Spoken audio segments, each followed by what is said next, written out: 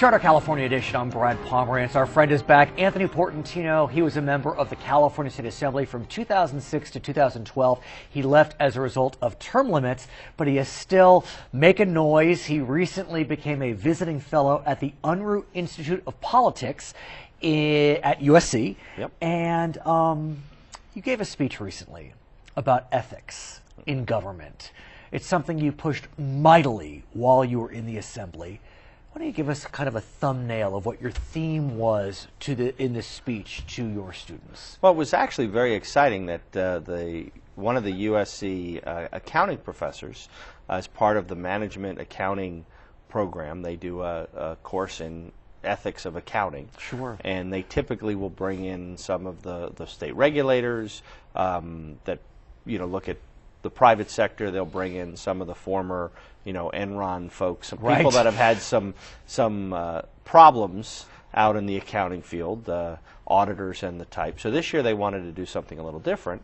So they asked me to come in and talk about the public sector and ethics in government as it deals with finances and accounting. And of course, that's right in my wheelhouse. It is. Last year you made a lot of noise. You are a Democrat, and yet you were going after essentially your Democratic speaker on the issue of how money was being spent by the Assembly as an organization itself. Right, right. And that was part of what I talked about. I mean, obviously, the state legislature has exempted itself from the California Public Records Act and does a lot of things in secret. It manipulates its budgets. The Stanford University students, and that was part of what I tied yesterday, is that the Stanford University students have set up a nonprofit to look at public sector financing and public sector accounting. And those students were able to show that the state legislature was cooking the books and manipulating the numbers. I got to ask you, though, about the Parks Department, because it continues to be in the news. And just to remind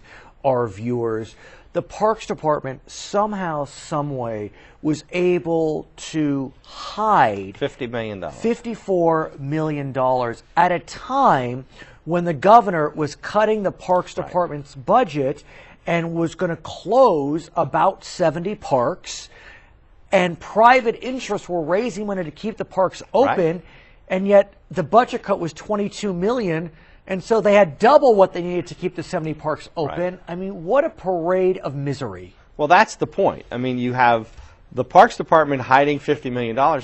The interesting thing, at the same time the Parks Department was hiding the $50 million, the State Assembly was doing a slush fund transfer of state assembly money into the Parks Department at the same time.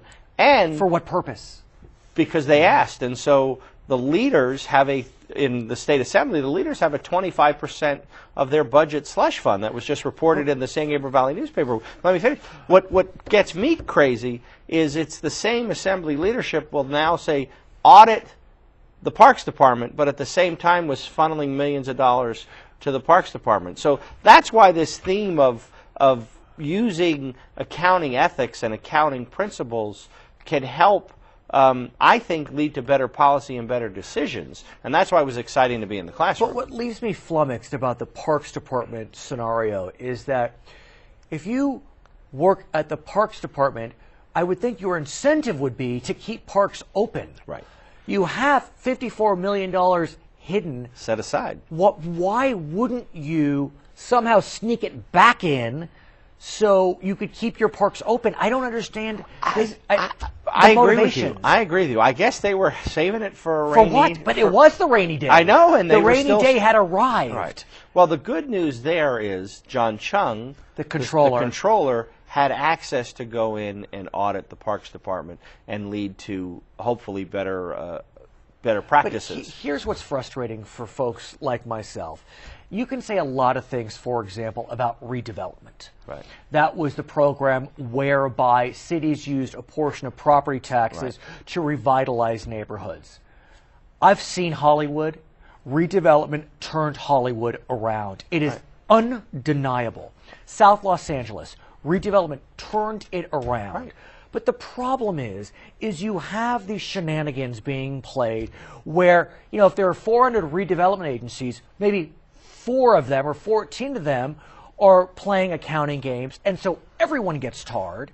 Well, it gets even deeper than that, because the state played accounting games in estimating the value of shutting down the redevelopment agencies.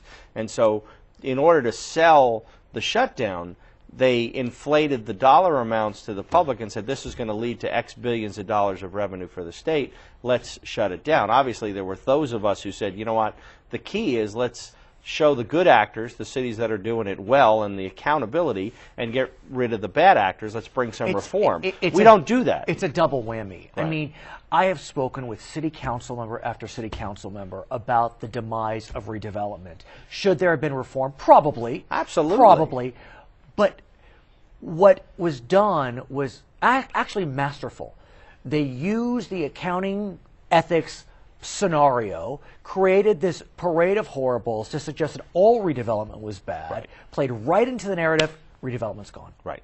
Absolutely. And legislators around the state bought into that notion. Now, for me, I was blessed that I have the good actors in my part of the state. Were you one of the few Democrats that voted against the elimination of redevelopment? I think I was the only one in the assembly that voted against it. Right. Largely because, you know, you have Monrovia, you have Pasadena, you have Glendale, you have Burbank. Look at what Pasadena did with redevelopment. Right.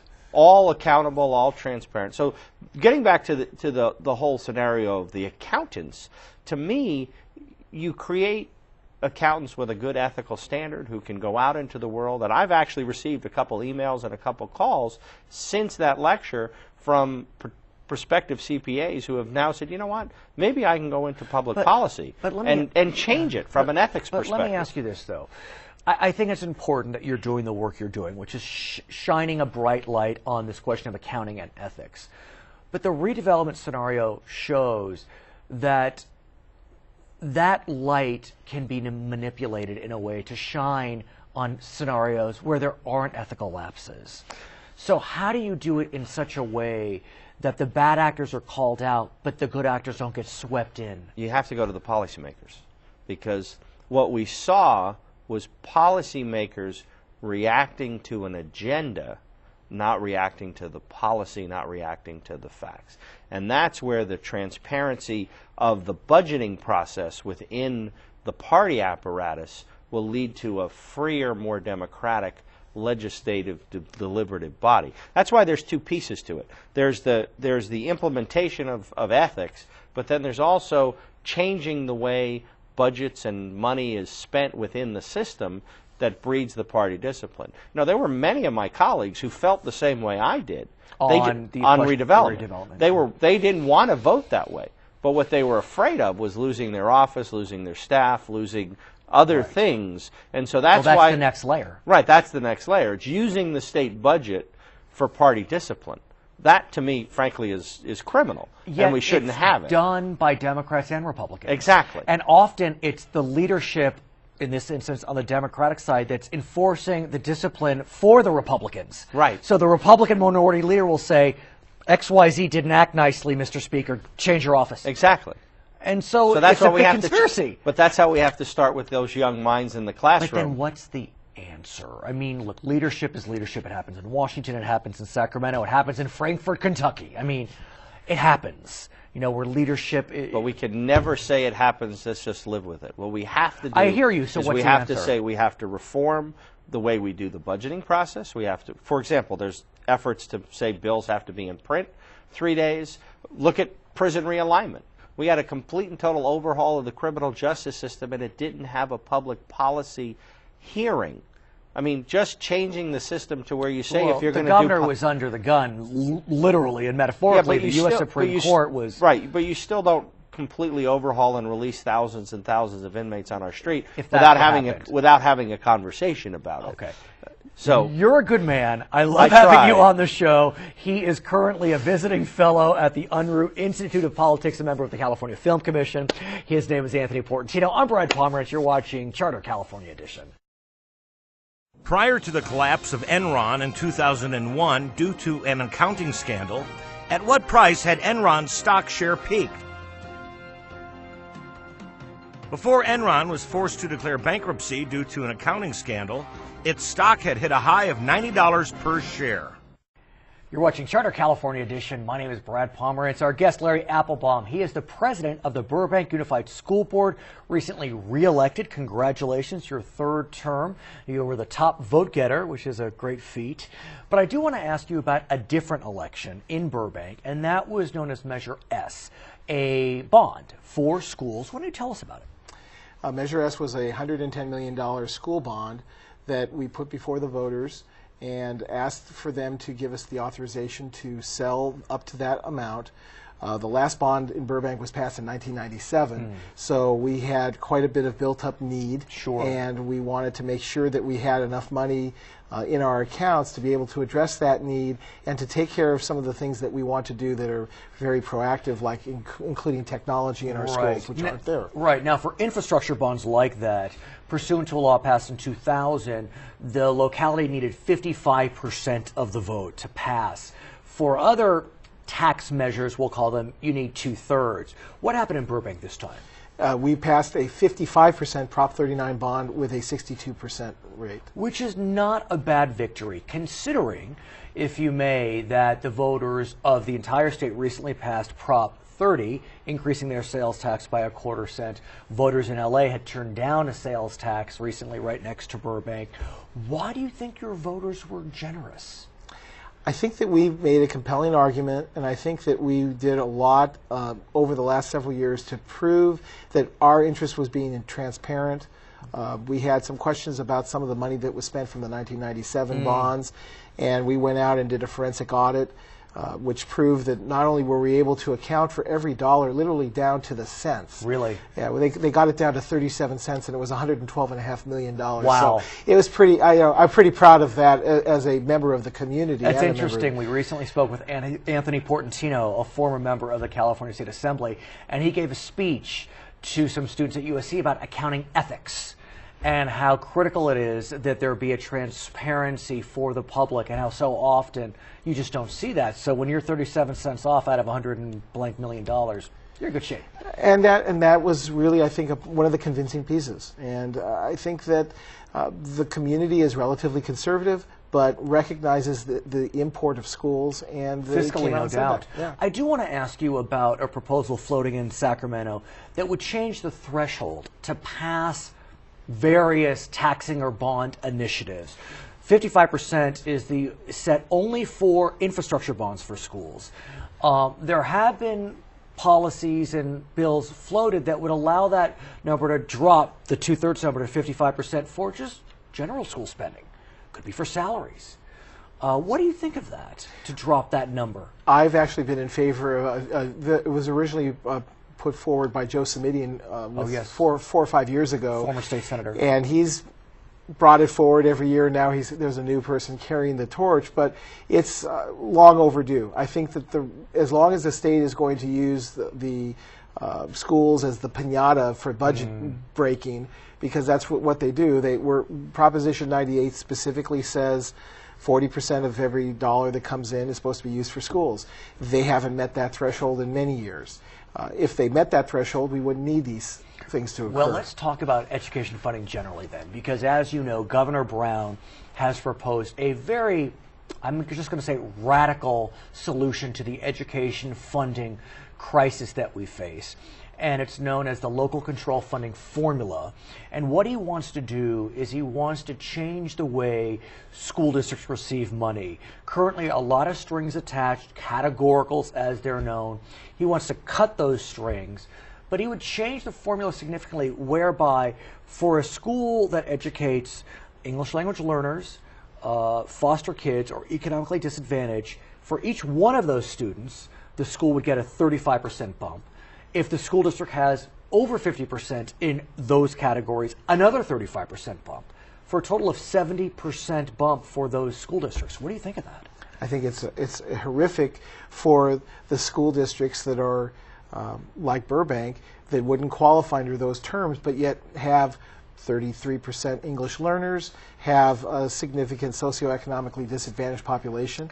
That is inherently unfair, and I believe if it actually passes, The next day, there will be legal challenges because it absolutely flies in the face of Serrano Priest, which said that every child's entitled to a equal education, and if you give that much of disproportionality to some school districts as opposed to others, that's completely not fair. So do you have a problem with the kicker that goes per student? So if you have a student that is an English language learner, give the school district a 35% bump just for that student, as opposed to the global kicker if you have 50% plus more? I think I have a problem with both, and the reality is because it doesn't take 35% more to educate an English language learner in our district, so why should it in other districts? What it does do is it requires more resources. I'm not going to say that it doesn't. Right. And I'm not sure I can give you the exact percentage that would be fair statewide, but I could maybe support 10 or 15%, but 35% for a district like Burbank where you have about 15,000 students as opposed to a district like Baldwin Park, which has a similar number of students. At the end of the day, when 7 years we get down the line and the funding formula is fully implemented, they would be getting on a per student basis $3,000 more plus a student. Some more. I mean, there have been, I've seen stories. Hermosa Beach, for example, a wealthier district under the formula would receive about $7,800 per student, whereas Amino Charter High in Englewood would receive about $1,300 per student. Almost double. And I'm not taking a position, but it is a very interesting scenario. You know, many states do give kickers for those more challenged students. I have not heard many school board members speak as strongly as you on this issue in terms of opposition. So given that, you know, you may be in a minority on this question, where do you think we go from here? Well, we clearly need to make a determination both at the legislative level and I think as a state of citizens, we need to make a decision whether we want to stand behind what we passed over 20 years ago. Prop 98 said 40 cents of every dollar went to education. If that is what we're going to do, then let's start with doing that. Well, the governor has said a couple of things. I mean, he has given more money to K-12 because Prop 30 passed. He is going to start paying back that debt. You know, I think it's almost $2 billion of the $7.4 billion that they borrowed over the education crisis. But you do bring up a point, which is, should we not restore schools to where they were pre-recession before we give kickers for the more challenged students? And I think that, you know, for the thing that's very troubling to me is local control funding, when fully implemented, dissolves the debt that is owed to our district, which is almost over $100 million now, for money that's been deficited against our revenue limit. But what about the notion that you will have much more authority? You won't have those categoricals. You won't have the strings coming down from Sacramento under this plan. I think that the strings are in some cases very necessary. And I'll give you an example. This will eliminate deferred maintenance as an item. Now, when you eliminate that as a segregated item, when those dollars then go into the general fund.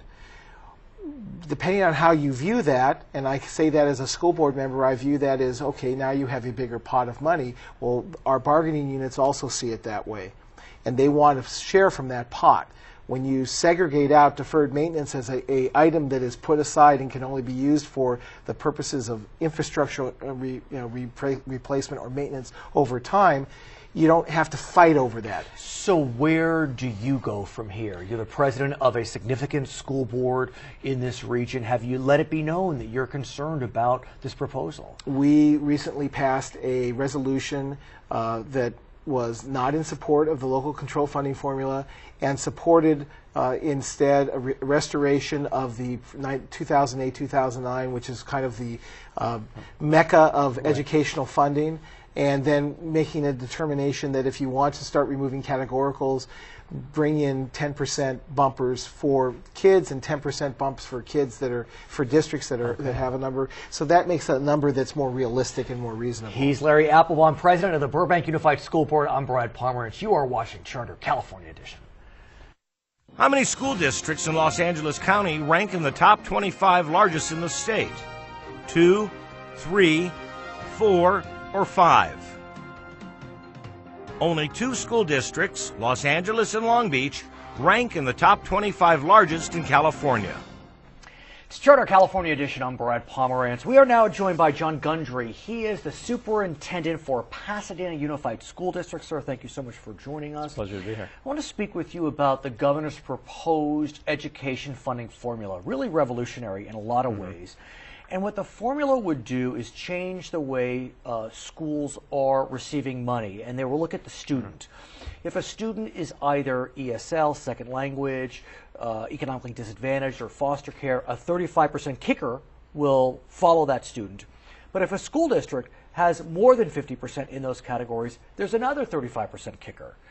It's a lot of kicker. Yes, it's only for the students. The additional funding is for the students that are above that initial threshold. So it's not for all of the students. Right, but still, I mean, if you can hit that 50% threshold, you're going to get another global kicker of 35%. That's right. It's a significant increase in funding for districts who serve large numbers of students in those categories. So what do you make of that funding formula? Would PUSD benefit from it? And whether it would or would not, what do you make of it as an educator? PUSD would benefit from it, but I know that I would support the funding formula even if I were not the superintendent of PUSD. I have a long experience in working with educating students, who are disadvantaged students and English learners. I taught English learners when I was a teacher. And I know that it requires some significant additional funding to really get those kids up to standard, particularly since, if we're talking about an achievement gap, we all hear about the achievement gap. The most effective strategies for closing the achievement gap are summer school programs, quality after-school programs, and early childhood education programs, all of which are expensive propositions. It's not just a small add-on to a program. I've used this anecdote before, and I'll try to see what you think about this. I think about bright kids. Bright kids who are bored are terrors. And under this formula, there's no extra funding for bright kids.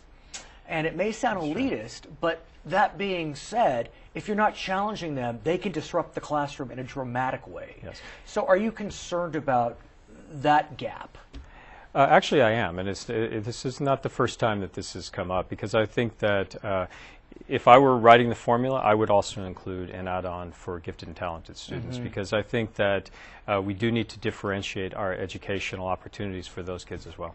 Now, currently, I understand there's a categorical for gifted and talented students. Yes. But part of this funding formula all but eliminates categoricals. That's right. Does it eliminate the categorical for gifted and talented? Do we know yet? I'm not sure we know yet, Right. but I think that it will. But the school districts can still choose to spend the money. Because that money that is currently designated as categorical funding will still come to the district as part of their general allocation. But will the kickers have to be spent on the students that are part of those 3 challenged categories? It depends on how the bill unfolds, but possibly not. But a district that receives the money for those purposes would not be doing a service to their students if they didn't spend the money that way. But as I understand it, part of the sweetener is that there will be fewer strings coming down from Sacramento. So that's why it's called the local control funding formula, because it gives a lot more control. Now, the requirement of districts is that they submit a plan to the state that outlines how they're going to spend the money. And so each school board and superintendent will have to come up with a specific plan for how they're going to spend the funds that then goes to the state. What about school districts, though, that are kind of filled with a tale of 2 cities? They may have some very well-heeled areas, very challenged areas. The kids in the well-heeled areas would presumably benefit from being part of a district that has more economic diversity, but on the other side of the tracks, it could be just a wealthy district that doesn't have challenged areas, and then those kids from those wealthy neighborhoods don't benefit. We're all Californians. I understand that. The fact is, though, that in a well-heeled community, you have better opportunities for improving your financial condition. The parcel tax, for example. In some of those smaller districts in well-to-do communities have a much easier time passing a parcel tax. They also have a greater ability to raise money from private sources than school districts that serve lower income communities. And I realize that's not That's not the same thing as receiving public funding from the state of California, but it is a source of revenue. And right now, they're doing that in addition to, many of those districts are doing that in addition to the public funding they receive, and they're in a very strong financial position. But I guess what I'm hearing is that in the final analysis, it does make sense that we need to provide additional funding for students that need additional support. But 70% more? Well, that's what the debate is. Is it too much? I personally think that it isn't, because I think we require. Tell me why. Really talk me through it. Well, part of it is what I just said. I think that the most effective strategies for closing the achievement gap are expensive strategies, and they also, providing a summer school program where you currently can't afford to have one, quality after-school programs that are available to all of those kids. And not just babysitting time, but real academic and high-interest activities, providing early childhood education for 3-year-olds, which is currently not funded at all through the state of California. At the same time, the fact that a child may be an English language learner has nothing to do with intelligence, I would think. And so once you get that child up to English language skills, do they need additional support? No, probably not. But the fact of the matter is that most of the students, as I said earlier, this was my teaching area. Right, I remember. Teacher. And what we found, and I don't think this was anecdotal, is that how quickly second language learners mastered English depended a great deal on their abilities in their first language, by how well educated they were in their first language. And so if you're drawing a population of students from another country who speak a different language and they're well educated and from educated families, they learn English much faster than students who don't. And are English language learners, as a group, generally from economically disadvantaged families in the California area? Generally they are. And so that's the added challenge. If they come to us without having mastered, and I'm talking about older students right now, if they come to us without having mastered their first language or have strong literacy skills in the first language, it becomes very difficult to master those literacy skills in the second language. And why is it? Intuitively, we may say to ourselves, if someone comes from an economically disadvantaged home, there are challenges in terms of education. But why? Again, economic disadvantage has nothing to do with smarts. No, it isn't. But sometimes it has to do with the education level of the parents, with enrichment opportunities that are available or not available to those kids. There are the availability of preschool, for example, is another thing. If it's not available to them, it's probably more important for them. But children from middle and upper income families tend to have it. And that's why they come to school better prepared. Some of it is parent education and parent training. Parents make a big difference in how ready kids are for school when they come to school. And some parents may not understand the importance of their role when their children are very small. So the debate continues. Do you have a sense as to where we're going with this one? Because the governor, he is persuasive, and he has a large Democratic majority in the legislature. He's a Democrat himself. So what's your sense? My sense is that it's going to be close. Really? I think, because I think there are some reservations even among Democratic legislators on this, and Democratic legislators who represent communities that have different points of view. So more affluent areas have Democratic representatives. It's not as if including our own, including our own no senators. Doubt. And so, it's not a slam dunk. Some people think that it's not going to happen. Others say you can't count out the governor because he's very persuasive. Look at Prop 30. Particularly at the last minute, he tends to be very persuasive, and that's the example that's given, Prop 30. And what are you hearing from PUSD parents as an example of any parent in our state? There's very strong support for LCFF in PUSD, not only among parents but among community groups that I've addressed. Very interesting. Our educational foundation endorsed it yesterday, and unofficially because it's a foundation. Yeah, they are a foundation. But they represent, a broad swath of the community as well. So his name is Jon Gundry. He is the superintendent for Pasadena Unified School District. My name is Brad Pomerance. You are watching Charter California Edition.